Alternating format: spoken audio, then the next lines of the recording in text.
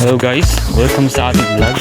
Ngayon magbabalik ulit ang ating vlog. Ngayon lang kasi ako nakakagawa ngayon ulit ng vlog kasi mga nangaraang araw na busy kasi ako sa school for the preparation of graduation. Mga practice, ganun, mga design, lahat na. So, ngayon balik ulit ako dito kasi tapos ng graduation. Tuloy pa rin ang vlog. Yan. Nandun ako guys, pupunta po ako ngayon sa mga kalabaw. Masyado matirik ng araw. Kaya naalala ko baka mabilag sila sa araw. Kasi alam mo na yung tipong baka mamatay sila sa init ng araw. Ganun. So, sino ba naman ang tao hindi nakukonsensya sa mga hayop, diba? Napagod na ako guys. From the start na naglakad ako papunta rito, ngayon na ako nakapag-isip na mag-take ng vlog. You know? Nakapagod. Grabe. Yan guys, medyo yung daan na to, yung best na direct yan, dito ka lalakad. Kasi masyadong mahaba sa kabila. Kaya dito lang, shortcut, pero hindi porket shortcut, madaling daanan. Medyo mahirap lang kasi maraming mga tawag ito, mga matitiknik na damo. Parang ako hinihingal sa pagsasalita. Nakakapagod kasi yung tipong bilad na bilad ka sa araw tapos nagsasalita ka tapos naglalakad ka. Oh my God, ang init nga ni. So yung una nating aayusin ngayon,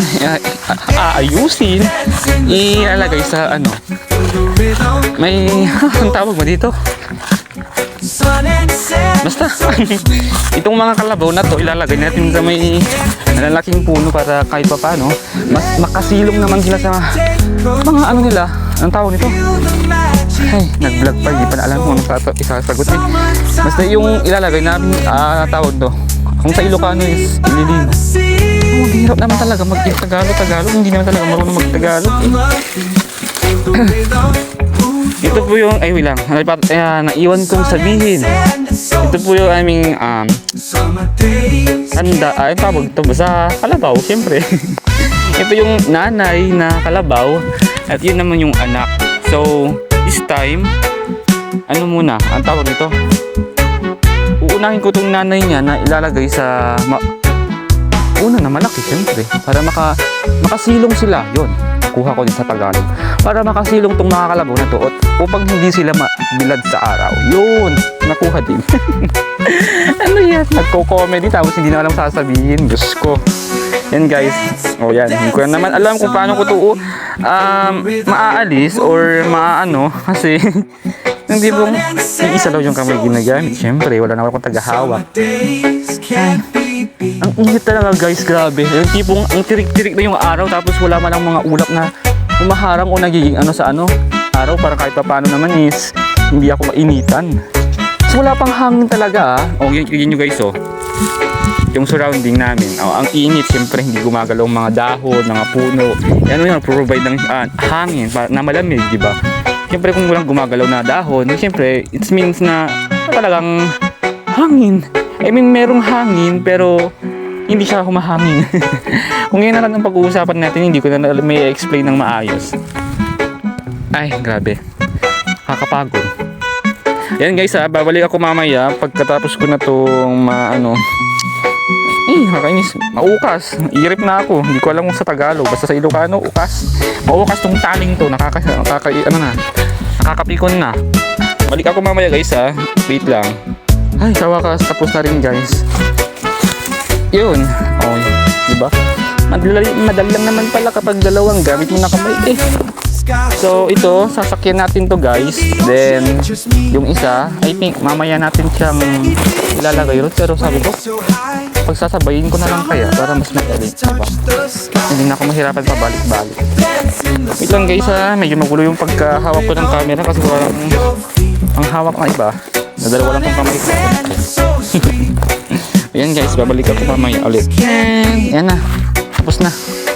Ayun, kukunin na naman natin ng isa pang kalabaw. At yan, talaga ang sakit sa balat yung araw, no? Lalo na kapag grabe yung init. Hirap pa ako magsalita. Parang ako hinihingal ng husto. And guys, another and another. Hirap na ako magsalita tapos sabay-sabay pa itong mga hawak ko. Hindi ko na alam kung ano uunahin kong hawakan. Ayan na. Na naman tayo ng tali. Ay. Ulit guys, babalikan naman ako mamaya. Alin ko muna to. Alisin ko lang tong tali niya. Saglit lang.